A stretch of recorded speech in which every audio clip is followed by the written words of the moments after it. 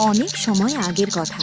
মগধপুর নামে একটি রাজ্য ছিল, যার প্রাকৃতিক সুন্দর কল কল শব্দে বয়ে চলা নদী আর বাতাসে ভেসে বেড়াতো ফুলের মিষ্টি সুগন্ধ। এই রাজ্য শুধু তার প্রাকৃতিক সৌন্দর্যের জন্যই নয়, বরং তার ন্যায়পরায়ণ এবং প্রজাপ্রেমী রাজা মানসিংহের জন্যও বিখ্যাত ছিল। রাজা মানসিংহের প্রজারা তাকে অগাধ ভালোবাসত, কারণ তার শাসনে সবাই সুখী ও সমৃদ্ধ ছিল। রাজা মানসিংহের জীবনের কেন্দ্রবিন্দু ছিলেন তার রানী দেবিকা। তাদের প্রেম এমন ছিল যে দূর দূরান্তের রাজ্যেও তার উদাহরণ দেওয়া হতো। রানী কোথায়? কি বার্তা আছে মহারাজ? রানী সাহিবা তার সখীদের সঙ্গে দেখা করতে গেছেন। তিনি শীঘ্রই ফিরে আসবেন, আপনি চিন্তা করবেন না। যাও, তাকে আমার বার্তা দাও যে তার রাজা তার অপেক্ষা করছে। তাকে বলো যেন সে দ্রুত ফিরে আসে। এই প্রেম ও সুখের পরিবেশে ধীরে ধীরে সময় নিজের গতিতে চলতে লাগল। একদিন রাজবৈদ্য প্রাসাদে এসে এই শুভ সংবাদ জানালেন। মহারাজ, শুভ সময় এসে গেছে। রানী দেবিকা গর্ভবতী। এই সংবাদ পুরো রাজ্যে আনন্দের ঢেউ এনে দিল। অদ্ভুত! এই সংবাদ তো আমার জীবনের সবচেয়ে বড় সুখ।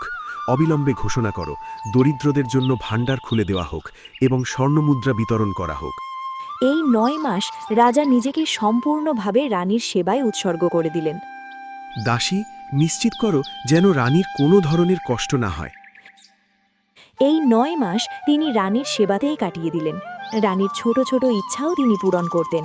রাজা ও রানী দুজনেই তাদের আসন্ন সন্তানের জন্য শত শত সুন্দর স্বপ্ন বুনতে লাগলেন। রানী বললেন, স্বামী, আমার মনে হয় আমাদের সন্তান আমাদের প্রেমকে নতুন রূপ দেবে। আমি কত সৌভাগ্যবতী যে আপনার মতো গভীর প্রেম পেয়েছি। রাজা বললেন, দেবিকা, তুমি শুধু আমার রানী নও, তুমি আমার জীবন। আমি শুধু চাই তুমি আর আমাদের সন্তান দুজনেই নিরাপদে থাকো। আমাদের এই ছোট্ট পৃথিবী এখন পূর্ণ হতে চলেছে। অবশেষে সেই শুভ মুহূর্ত এসে গেল। সারা প্রাসাদে মঙ্গল গান গাওয়া হলো এবং রানী দেবিকা এক অত্যন্ত সুন্দর কন্যা সন্তানের জন্ম দিলেন। নবজাত কন্যার মুখমণ্ডল ছিল চাঁদের মতো উজ্জ্বল। কিন্তু বিধাতার ইচ্ছা যেন অন্য কিছুই ছিল। কন্যা সন্তানের জন্ম দেওয়ার কয়েক মুহূর্ত পরই রানী দেবিকার স্বাস্থ্য হঠাৎ খারাপ হয়ে গেল। প্রাসাদের আনন্দের ঢেউ মুহূর্তেই গভীর শোক ও কান্নায় পরিণত হলো।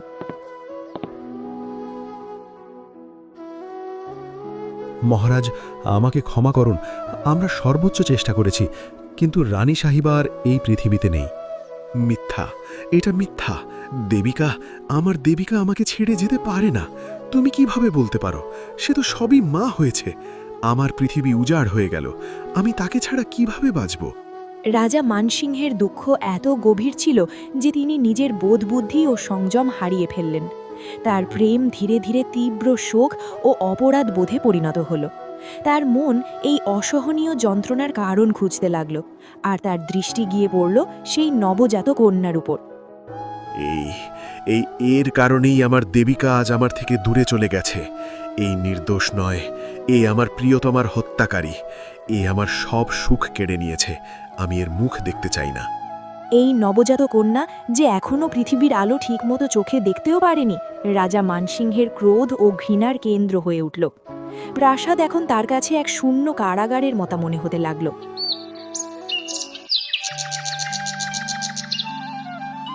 একদিন তিনি তার সবচেয়ে বিশ্বস্ত ধাত্রীমা ও দাসী কলাবতীকে ডেকে পাঠালেন।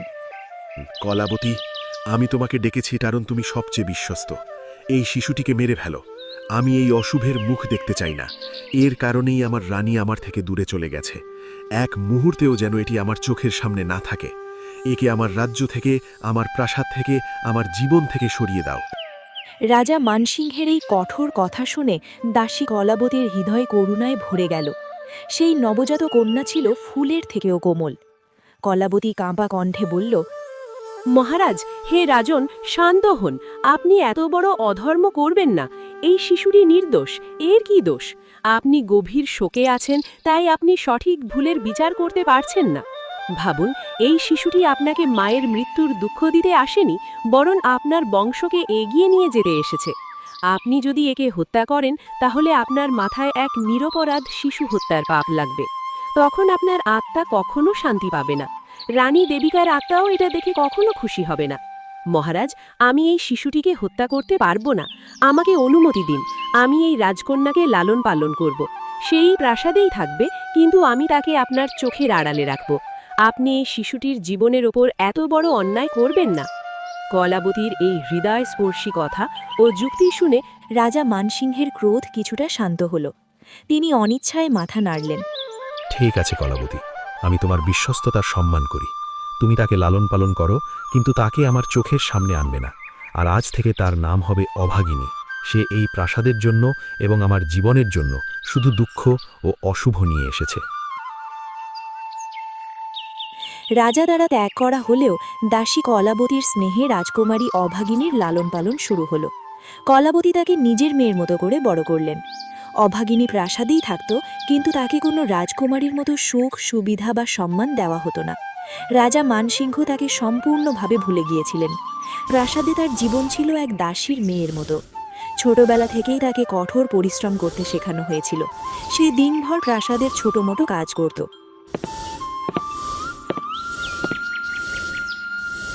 ও অভাগিনী, তুমি কি করছো? এই মেঝেটা এখনো পরিষ্কার হয়নি। তুমি তো সত্যিই এক দুর্ভাগ্যা মেয়ে। তাড়াতাড়ি কাজ শেষ করো। জি, আমি এখনই করছি। আমার ভুল হয়ে গেছে। রাজা মানসিংহের তিরস্কার আর অপমান ছিল তার প্রতিদিনের জীবনের অংশ। অভাগিনী নিজের নিয়তিকে নীরবে মেনে নিয়েছিল। তার স্বভাব ধীরে ধীরে শান্ত ও সহনশীল হয়ে উঠেছিল। কিছু সময় পরে রাজা মানসিংহের মন্ত্রী ও শুভানন্দীরা তাকে পুনরায় বিবাহ করার পরামর্শ দিলেন। মহারাজ, এখন শোকের সময় শেষ হয়েছে। রাজ্যের স্থিতিশীলতা এবং ভবিষ্যৎ বংশধরের জন্য আপনাকে পুনরায় বিবাহ করা উচিত। এটি রাজ্যের কল্যাণের জন্য প্রয়োজনীয়। রাজা কিছুক্ষণ চিন্তা করে বললেন, আমি বুঝতে পারছি। ঠিক আছে, তোমরা একটি উপযুক্ত কন্যার সন্ধান করো।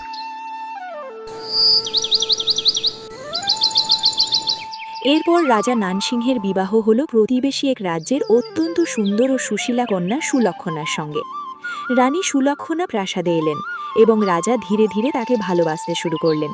এর ফলে তিনি রানী দেবিকার স্মৃতি থেকে কিছুটা বেরিয়ে আসতে পারলেন।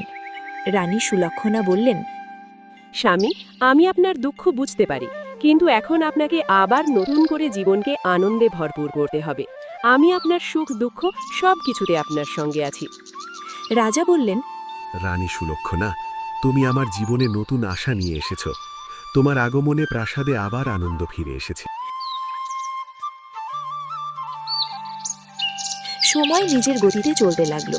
কিছুদিন পরে রানী সুলক্ষণা একটি কন্যা সন্তানের জন্ম দিলেন।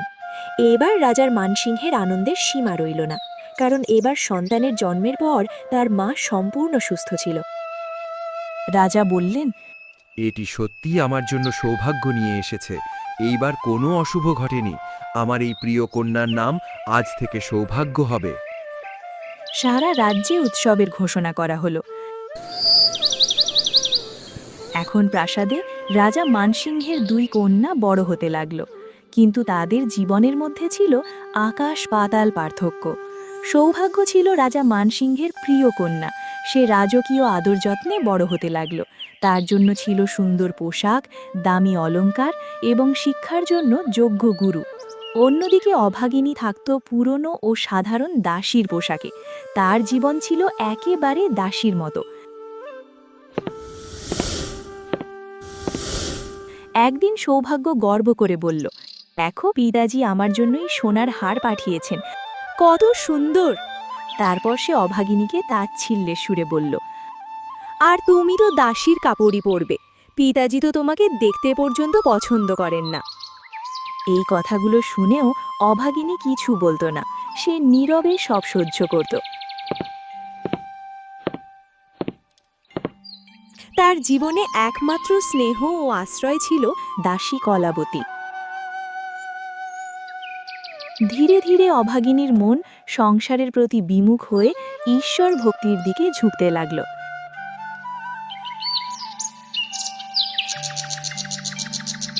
এক শান্ত পবিত্র স্থানে কয়েকজন সাধু মহাত্মা জড়ো হয়েছেন। সেখানে ভজন কীর্তনের মধুর ধ্বনি ভেসে আসছিল।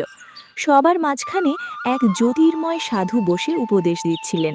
তিনি আর কেউ নন, মহান সাধু সন্ত কবির সাহেব। অভাগিনীর হৃদয়ে এক অদ্ভুত শান্তি অনুভূত হল।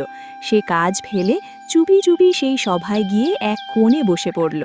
কবির সাহেব তার দোহা ও বাণীর মাধ্যমে এই জগতের নশ্বরতা, ঈশ্বরের একত্ব এবং কর্মের গুরুত্ব সম্পর্কে উপদেশ দিচ্ছিলেন। অভাগিনী জীবনে প্রথমবার এত গভীর শান্তি অনুভব করল। সে মনে মনে ভাবল, এ কেমন আশ্চর্য জ্ঞান! এই পৃথিবীর সুখ দুঃখ সবই ক্ষণস্থায়ী। আসল সম্পদ অন্তরের শান্তি আর সৎকর্মে রয়েছে। এরপর থেকে প্রতিদিন সুযোগ পেলে সে ওই মঠে যেত এবং কবির সাহেবের ভজন ও উপদেশ শুনত। এই শিক্ষাগুলো ধীরে ধীরে তার হৃদয়কে জ্ঞানী, শান্ত এবং স্থির করে তুলল। কিছুদিন পরে রাজসভায় মন্ত্রীরা অভাগিনীর বিয়ের প্রসঙ্গ তুললেন। মহারাজ, আপনার জ্যেষ্ঠ কন্যা অভাগিনী এখন বিবাহযোগ্য হয়ে উঠেছে। রাজপরিবারের নিয়ম অনুযায়ী তার জন্য একটি উপযুক্ত পাত্র খুঁজে বের করা উচিত। রাজা বললেন, আমি এই বিষয়ে রানী সুলক্ষণার সঙ্গে আলোচনা করব। যখন রাজা এই বিষয়ে রানীর সঙ্গে কথা বললেন, তখন রানী সুলক্ষণা বললেন, মহারাজ, যদি আপনি অভাগিনীর জন্য পাত্র খুঁজতেই চান, তবে এমন কাউকে খুঁজুন যে অন্ধ, খোঁড়া বা খুবই দরিদ্র। সে তো জন্ম থেকেই অশুভ। তার কারণেই আমাদের প্রিয় রানী দেবিকা মারা গিয়েছিলেন। সে যেখানে যাবে সেখানেই দুর্ভাগ্য নিয়ে যাবে। তাকে কোনো ভালো ঘরে পাঠানোর প্রয়োজন নেই, বরং আগে থেকেই তার বিয়ে এমন কারোর সঙ্গে করে দিন যে অন্ধ, ল্যাংড়া বা খুব দরিদ্র। রাজা কিছুক্ষণ ভেবে বললেন, হ্যাঁ, তুমি ঠিক বলছো। যদি অভাগিনী কোনো ধনী বা রাজপুত্রকে বিয়ে করে, তবে সেই রাজ্যেও দুর্ভাগ্য নেমে আসবে। যাও, তার জন্য কোনো অত্যন্ত দরিদ্র এবং সম্ভব হলে শারীরিকভাবে অক্ষম ছেলেকে খুঁজে আনো। রাজপণ্ডিত এই সিদ্ধান্তে বিস্মিত এবং দুঃখিত হলেন, কিন্তু রাজাজ্ঞা অমান্য করতে পারলেন না। তিনি পাত্র খুঁজতে বের হলেন। একদিন তিনি একটি ছোট শহরের বাইরে এক ভিখারিনীকে দেখলেন। তার একটি ছেলে ছিল যার নাম দয়ালু। সে জন্ম থেকেই অন্ধ ছিল। মা ছেলে দুজনেই ভিক্ষা করে জীবিকা নির্বাহ করত। পণ্ডিতের মনে হলো, রাজা যেমন চান ঠিক তেমনই একটি পাত্র পাওয়া গেছে। তিনি ভিখারিনীকে বললেন, মা, তুমি কি তোমার ছেলের বিয়ে দিতে চাও? আমি একটি ভালো সম্পর্ক নিয়ে এসেছি। ভিখারিনী অবাক হয়ে বলল, পণ্ডিতজি, আপনি কেমন কথা বলছেন? আমার ছেলে তো অন্ধ, তাকে কে নিজের মেয়ে দেবে? আমরা তো নিজেরাই কষ্টে দিন কাটাই। পণ্ডিত বললেন, শোনো, তোমার ছেলের জন্য কোনো সাধারণ সম্পর্ক নয়। রাজা মান সিংহের মেয়ের সঙ্গে তার বিয়ের প্রস্তাব এসেছে। ভিখারিনী অবাক হয়ে গেল। রাজা মানসিংহের মেয়ে? পণ্ডিত বললেন, হ্যাঁ, যদি এই বিয়ে হয় তবে তোমাদের ভাগ্য বদলে যাবে। ভিখারিনী সঙ্গে সঙ্গে রাজি হয়ে গেল। রাজা মানসিংহ কোনো ধুমধাম বা রাজকীয় আচার ছাড়াই তার জ্যেষ্ঠ কন্যা অভাগিনীর বিয়ে সেই অন্ধ ও দরিদ্র ছেলে দয়ালুর সঙ্গে দিয়ে দিলেন। রাজা তাকে দেহেজ হিসাবে একটি মুদ্রাও দিলেন না, কোনো অলংকার বা পোশাকও দিলেন না। এই বিয়ে রাজার কাছে কেবল অভাগিনী থেকে মুক্তি পাওয়ার একটি উপায় ছিল। এর কিছুদিন পরে রাজা তার ছোট মেয়ে সৌভাগ্যের বিয়ে এক ধনী, সুদর্শন ও প্রতাপশালী রাজপুত্রের সঙ্গে অত্যন্ত ধুমধামে দিলেন এবং তাকে লাখ লাখ টাকার দেহেজও দিলেন। এরপর দুই বোনই নিজ নিজ শ্বশুরবাড়ি চলে গেল, কিন্তু তাদের ভাগ্যের রেখা ছিল একেবারে বিপরীত। যখন অভাগিনী তার শ্বশুরবাড়ি পৌঁছল, তখন সে দেখল একটি ছোট শহরের ভাঙাচোরা কুঁড়ে ঘর। চারিদিকে ছিল দারিদ্র্য। ঘরে পর্যাপ্ত খাবার ছিল না, থাকারও কোনো ভালো ব্যবস্থা ছিল না। তার স্বামী ও শাশুড়ি ভিক্ষা করে জীবনযাপন করত। অভাগিনী নিজের মনকে শান্ত রাখল এবং এই নতুন পরিস্থিতিকেও নিজের কর্মফল হিসাবে মেনে নিল। সে বলল, মা, ঘরে তো খাওয়ার কিছু নেই। আমার মা কলাবতী আমাকে বিদায়ের সময় কিছু শুকনো চাল দিয়েছিলেন, আমি সেগুলো রান্না করে দিচ্ছি। শাশুড়ি বললেন, ঠিক আছে মেয়ে, এখন যা আছে তাই দিয়েই কাজ চালাতে হবে। অভাগিনী সেই সামান্য চাল রান্না করল। সে তার শাশুড়ি ও স্বামীকে পেট ভরে খাওয়ালো, কিন্তু নিজের জন্য কিছুই রাখল না। সে নিজে না খেয়েই সেদিন রাতে ঘুমিয়ে পড়ল। তার শান্ত হৃদয় ও নিঃস্বার্থ ভালোবাসা তার অন্তরের জ্ঞানের প্রমাণ ছিল।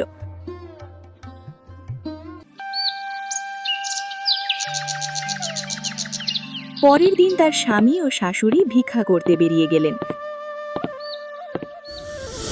অভাগিনী ঘর পরিষ্কার করল এবং দুপুর পর্যন্ত তাদের অপেক্ষা করল। পরে সে বলল, মা, আপনারা ভিক্ষা করে যা আনেন তা দিয়ে আমাদের ঠিকমতো চলে না। এইভাবে চললে একদিন আমরা না খেয়ে মারা যাব। আপনি যদি অনুমতি দেন তবে আমিও কোনো কাজ করব। আমি এই বাড়িকে দারিদ্র্য থেকে বের করে আনতে চাই।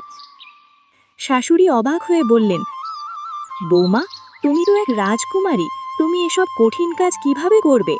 অভাগিনী শান্তভাবে বলল, হ্যাঁ, কষ্ট হবে, কিন্তু আমি পারবো, কারণ বাবার প্রাসাদেও আমি সব সময় কাজই করেছি। আমার জীবন কখনোই রাজকুমারীর মতো ছিল না। আপনারা যদি দারিদ্র্যের মধ্যে জীবন কাটান তবে আমিও সেই দারিদ্র্যের মধ্যে পরিশ্রম করে নতুন জীবন আনব। শাশুড়ি আবেগে বললেন, বৌমা, তুমি এত গুণবতী, এত সুন্দর, এত বিনয়ী। আমি বুঝতে পারি না তোমার বাবা তোমার বিয়ে আমার মতো দরিদ্র পরিবারের সঙ্গে কিভাবে দিলেন। তিনি সত্যিই বড় নিষ্ঠুর।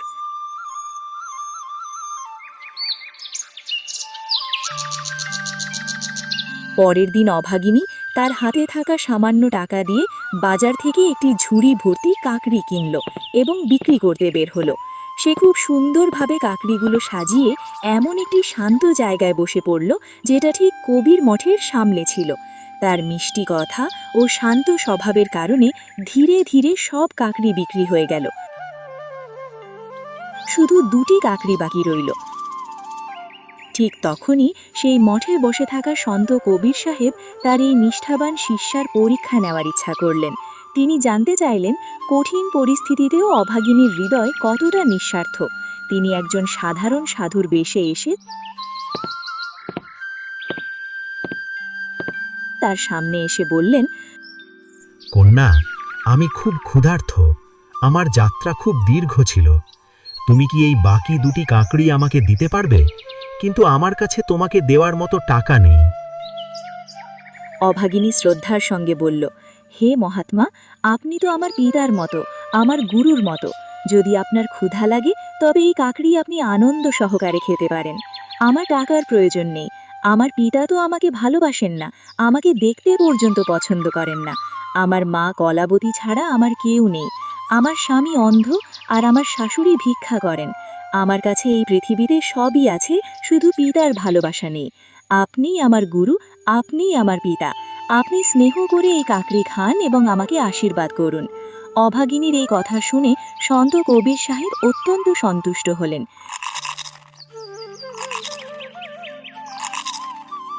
কাকড়ি খাওয়ার পর তিনি নিজের প্রকৃত রূপে প্রকাশ পেয়ে বললেন, কন্যা, তুমি তোমার স্বামী ও শাশুড়িকে আমার কাছে নিয়ে এসো। তাদের দীক্ষা দাও এবং ঈশ্বরের ভক্তি করো। এই জগতের ভৌতিক সুখে কিছুই নেই।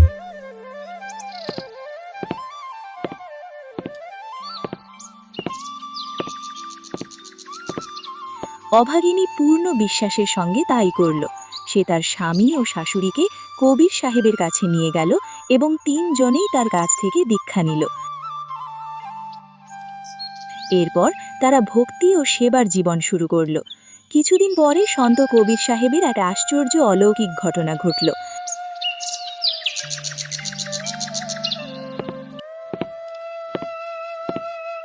একদিন অভাগিনী দেখল, এই কি, আমাদের কুড়ে ঘরের জায়গায় এক বিশাল সুন্দর প্রাসাদ দাঁড়িয়ে আছে। এটি তো যেন স্বর্গের মতো।